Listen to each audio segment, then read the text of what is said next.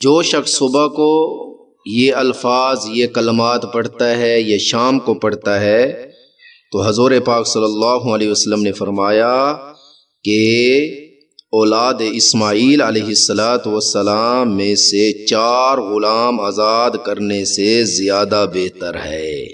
وہ کلمات کیا ہیں؟ توجہ کرنا۔ اللہ اکبر، الحمد للہ، سبحان اللہ، لا الہ الا اللہ۔ اللہ سب سے بڑا ہے، سب تعریف اللہ ہی کے لیے ہے، اللہ پاک ہے، اللہ کے سوا کوئی معبود نہیں۔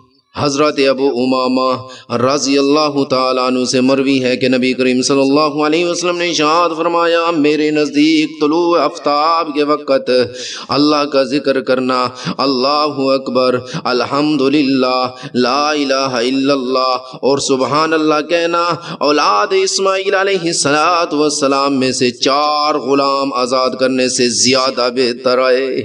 اسی طرح نماز عصر سے غروب آفتاب تک اللہ کا ذکر کرنا میرے نزدیک اولاد اسماعیل علیہ السلام میں سے اتنے غلام آزاد کرنے سے زیادہ بہتر ہے۔